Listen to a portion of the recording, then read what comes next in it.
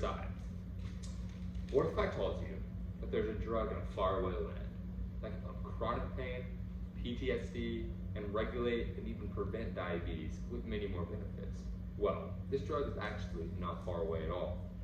It's right under our noses. And chances are you've heard about it. Marijuana. Shock, right? Well, it's true. Marijuana can do all those things and many more, whilst also being a much safer alternative than alcohol, and being highly less addictive than all the drugs. For most people, the first thing they think about when they hear marijuana is gangs, violence, and even Snoop Dogg. But when you think about alcohol, you think of fancy dinner parties and an ice cold beer on the boat. So it's safe to say these two items have pretty heavy stereotypes on them. In reality, one kills over 95,000 people a year, while the other has never had a reported death. Marijuana has 0 reported deaths in the 52 years the government has been keeping track. On the other hand, 95,000 people have died from this past year because of alcohol abuse. In fact, alcohol deaths are 3rd behind tobacco and heart disease. The fact that the recreational use of marijuana is only allowed in 11 states is quite astonishing. You can go to your local gas station and pick up something that kills 95,000 people a year, while you'll get a felony for something that will help you tremendously. To add on, the medical benefits of marijuana, as well as helping with chronic pain, it can also help you with blood circulation, helps treat depression, and also can help regulate people with ADHD.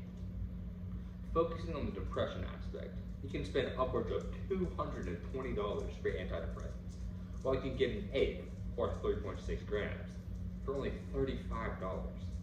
There's a much cheaper way to help regulate all of these diseases, and luckily for us, 33 states are on board with the medical aspect of marijuana.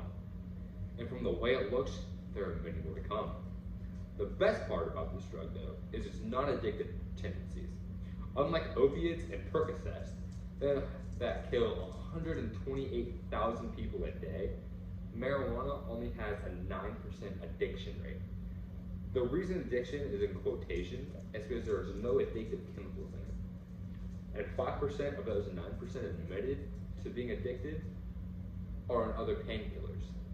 Marijuana seems like a safer and better alternative to the highly addictive painkillers like opiates and Percocets.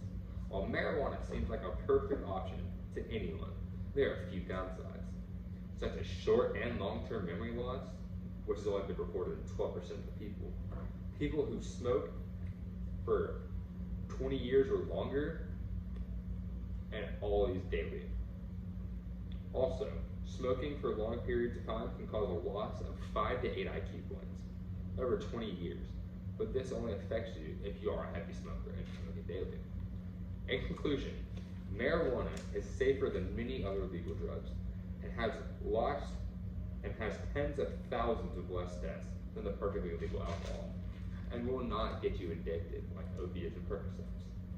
So why don't you come chill, roll up, and legalize marijuana?